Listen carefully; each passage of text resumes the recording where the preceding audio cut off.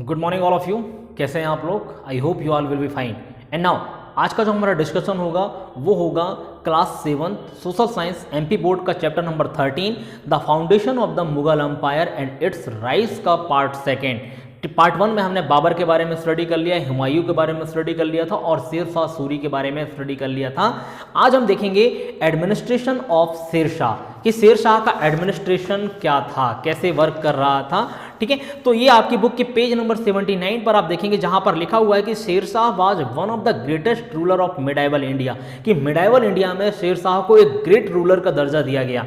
And now for him the interest of the people rank above everything. ठीक है, उनके according यदि हम देखें तो पीपल्स का इंटरेस्ट सबसे फर्स्ट रैंक पर था कि लोगों का इंटरेस्ट क्या है, लोगों का हित किस में होता है।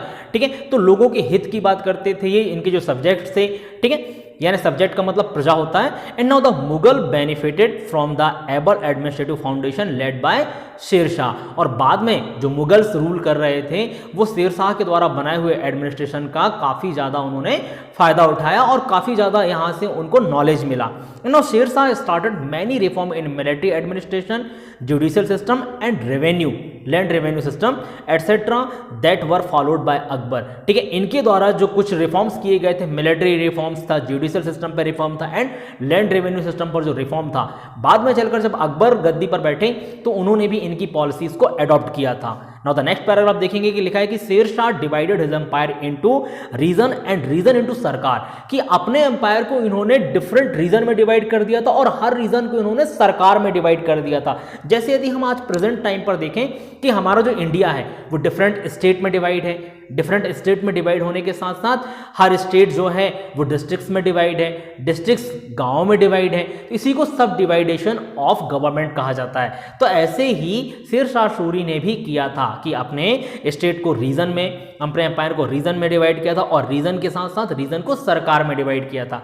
And now which were again सब डिवाइडेड इनटू फरगना, और सरकार भी अगेन सब डिवाइडेड थे फरगनास में, यानी डिफरेंट टाइप के फरगनास, यानी बहुत सारे फरगना मिलकर सरकार बनाते थे, बहुत सारे सरकार मिलकर रीजन बनाते थे और सारे रीजन मिलकर एक अंपायर खड़ा हुआ था शेरशाह सूरी का। And now officer in charge of सरकार एंड फरगनास वर पीरियडिकली ट्रांसफर्ड, और जो भी ऑफिसर्स यहाँ पर तैनात किए जाते थे वो टाइम टू टाइम ट्रांसफर किए जाते थे। ठीक है, and now he enforce equal law for justice and introduce a reform system of currency, the silver coin known as rupee, which lasted throughout the Mughal period and was maintain by the East India company down to 1835। और इन्होंने कुछ reforms किए, जैसे यहाँ पर इनका था he enforce equal law for justice. ठीक है, कि सभी के लिए न्याय के लिए इक्वल लॉ होना चाहिए। ठीक है, और दूसरी चीज यहां इन्होंने की कि introduce a reform system of currency, currency पर भी इन्होंने कुछ रिफॉर्म सिस्टम लाए, जैसे यहां पर the silver coin known as the rupee, इन्होंने सिल्वर कॉइन को इंट्रोड्यूस किया जिसको रूपी कहा जाता था, which lasted throughout the Mughal period, जो कि मुगल पीरियड पर भी एज इट इज चलता रहा, and was maintain by the East India company down to 1835। और 1835 तक ईस्ट इंडिया कंपनी जब यहां पर आई तो इन्होंने इस कॉइन को मेंटेन किया। And now he planted trees, provide wells and sarais for the comfort of travellers. ठीक है, और इन्होंने बहुत सारे ट्री को प्लांट कराने के साथ बहुत सारे वेल को कुएं खुदवाए यहाँ पर, and sarai for the comfort of the travellers, sarai का मतलब होता है धर्मशाला। ठीक है, जो ट्रेवलर्स होते थे इन सरायों पर आकर रहते थे। Now he also restored the Grand Trunk Road, जिसको मॉडर्न जीटी रोड कहा जाता है, which was built during the Mauryan period running from Calcutta to Peshawar, कि कैलकाटा से लेकर पेशावर तक की जो रोड है उसको जीटी रोड कहा जाता था, जो कि मौर्यन एम्पायर के समय बनाया गया था, चंद्रगुप्त मौर्य, ठीक है, सम्राट अशोक, इनके टाइम पर बनाया गया था। उस रोड को इन्होंने रिपेयर कराया था, जिसको मॉडर्न जीटी रोड कहा जाता है, जो आज भी प्रेजेंट है। इंडिया की नेशनल हाईवे 2 जो है 1 और 2, ठीक है, नेशनल हाईवे इंडिया की आप देखेंगे 1 एंड 2, इन दोनों को यदि एक साथ जोड़ दिया जाता है तो ये जीटी रोड कहलाती है, जिसको हम ग्रांड ट्रंक रोड कहते हैं, जो कि कलकत्ता से पेशावर तक जाती है। पेशावर यानी पाकिस्तान में जो पेशावर है वहां की बात कर रहे हैं हम। नेक्स्ट देखेंगे पेज नंबर 80 पर इन्हीं के बारे में लिखा हुआ है, जहां पर लिखा है कि he constructed new road from Agra to Rajasthan, और कुछ नए रोड को भी कंस्ट्रक्ट कराया इन्होंने, जो कि आगरा से राजस्थान तक जाता था, and Gujarat and till Burhanpur in the Deccan, जो कि गुजरात और बुरहानपुर जो कि एमपी में है, उस समय ये डेक्कन का एरिया कहलाता था, ठीक है। यहाँ तक भी इन्होंने रोड को बिल्ड कराया। And he built the city of Rohtasgarh on the bank of river Jhelum and Shergarh near Delhi. दो और सिटीज डेवलप्ड किए, ठीक है। एक रोहतासगढ़ था जो कि झेलम रिवर के किनारे था, और दूसरा था शेरशाह नगर जो कि दिल्ली के पास था, ठीक है। शेरगढ़ जो था जो कि दिल्ली के पास था। ये दो और शहर इन्होंने बिल्ड कराए थे। And now he build a grand mausoleum for himself at Sasaram in Bihar. Mausoleum का मतलब होता है समाधि, ठीक है, कि इन्होंने अपने लिए पहले से ये मॉसिलियम बना के रखा हुआ था जो कि बिहार में है, which reflect his personality and his a fine example of art, जो कि इनकी पर्सनालिटी को रिफ्लेक्ट करते थे, इनकी पर्सनालिटीज को बताते थे।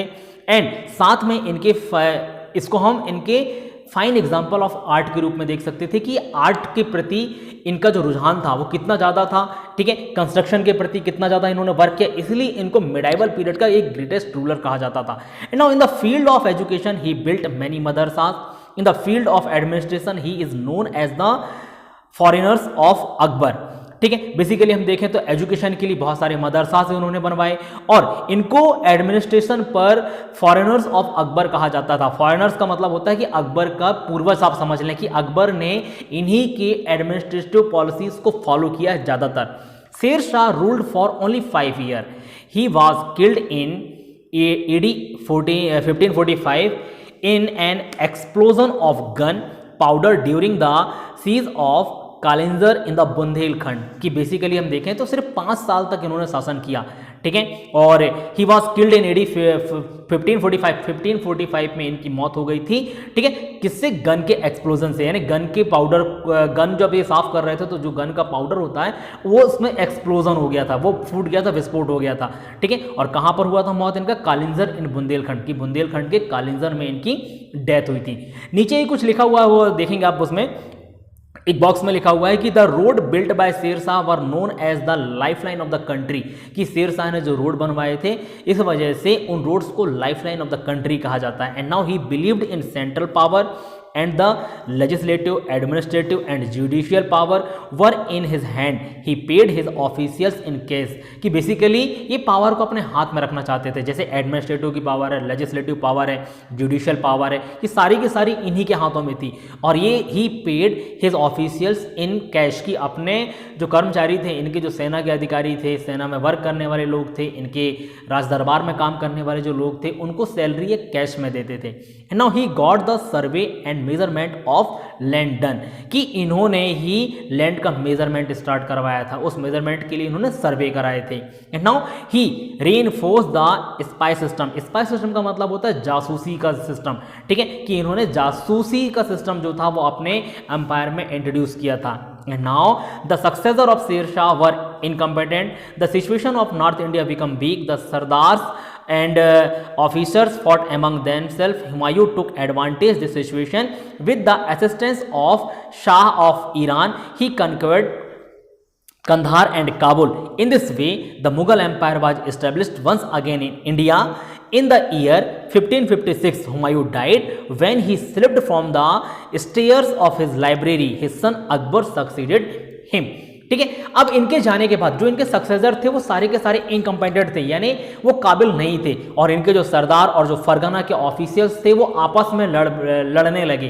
तो इन सारी सिचुएशन का फायदा उठाया हुमायूं ने, जिनको शेर शाह सूरी ने हराया था और एक्सेल्ड कर दिया था। तो वापस वो दिल्ली पर आए, ठीक है, वापस उन्होंने आक्रमण किया और कंधार और काबुल जीत लिया, और धीरे धीरे कर उन्होंने दिल्ली पर अपनी गद्दी स्थापित कर दी, यानी दिल्ली पर दोबारा हुमायूं का राज हो गया।